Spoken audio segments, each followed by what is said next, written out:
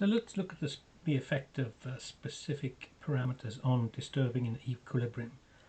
And hopefully from watching these videos you'll realize that temperature is an important one, pressure and volume, concentrations of reactants or products, and then also the addition of a catalyst. And so the best way we can do this is to actually look at an example.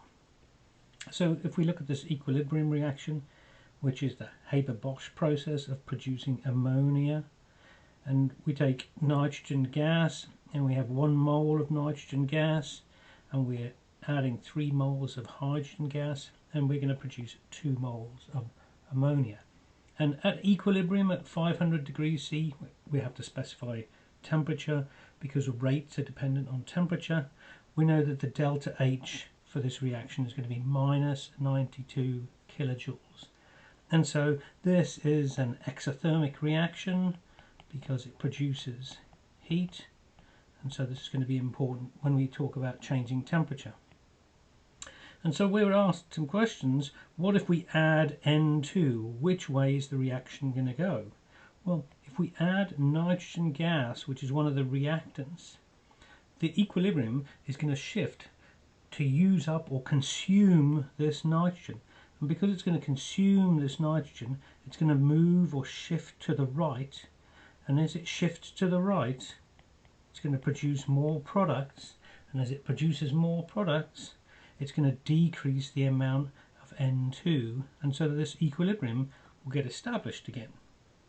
And so if we look at adding hydrogen, hydrogen is also a reactant. Because hydrogen is also a reactant, this is also going to shift to the right, because the equilibrium is going to move to consume some of that reactant. And then conversely, if we look at ammonia, if we add ammonia, which is a product, there's going to be more product, and what's going to happen is this equilibrium here is going to shift towards the left, towards the reactants, in order to consume some of that NH3. And then the equilibrium gets re-established. Well, let's talk about pressure now. When we talk about pressure, we need to look at the fact that we've got gas and a gas going to a gas. So these are the important ones when we're talking about pressure, because of course pressure affects gases. So on this side we can see that we have 1 plus 3, which equals 4 moles of gas, and on this side we have 2 moles of gas. So anytime we talk about pressure, and also when we talk about volume, because remember PV equals nRT, they're all connected. If we have 4 moles of gas on the reactant side, on the left hand side, and we have 2 moles on the right hand side, if we increase the pressure, we're going to go from 4 moles to 2 moles, and so the reaction is going to move to the right to alleviate that increase in pressure. There are going to be more molecules. It's effectively similar to there are going to be more collisions on this side, and so the reaction is going to move to the right. And so these shifts that we see, when we see these shifts in this reaction, the equilibrium is going to be re-established. So we could of course ask the question, well, if we wanted to maximize the yield of NH3, because in an industrial setting that's what you would want to do, you'd want to increase the total amount of product that you make. So in order to do that, the ways that you could do it is you want to shift this reaction to the right. So you could either add more N2, you could add more H2. The other thing you could do is, instead of adding ammonia, you could actually remove this ammonia. So if you removed the ammonia, that would also shift it to the right. So if you removed the ammonia, if you increased the pressure, if you added more reactants, those would all maximize the yield of NH3. Quite helpful.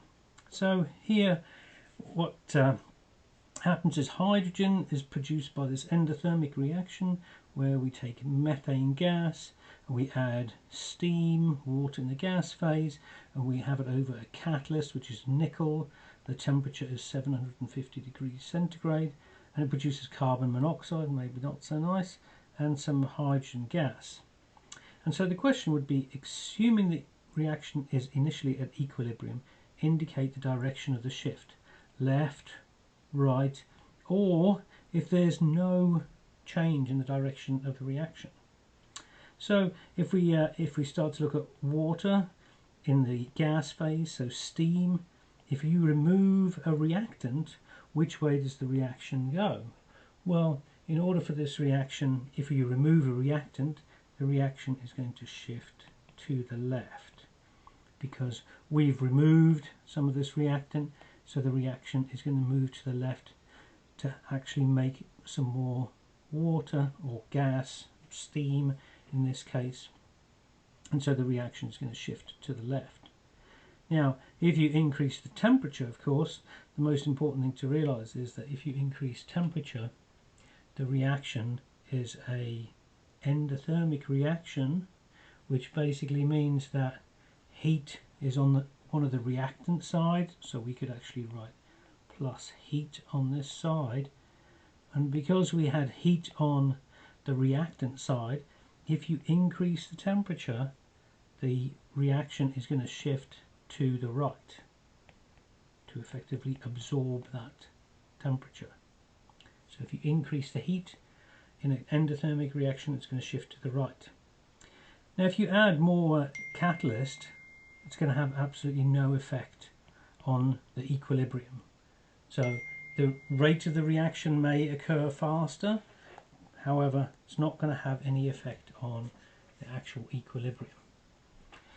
If you add an inert gas such as helium, helium is not involved in this reaction, so there's going to be no effect on the equilibrium. On the other hand, if you decide to go ahead and remove some hydrogen gas, which is one of the products, so you remove this hydrogen gas, the reaction is going to shift to the right to produce more hydrogen gas.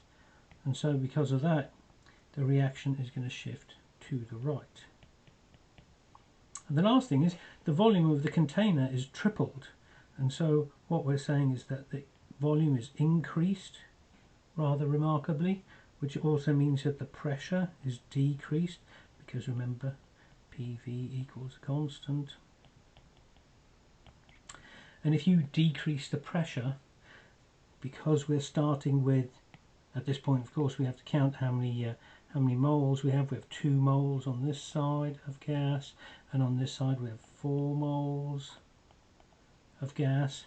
As the pressure decreases, the reaction is going to push to the right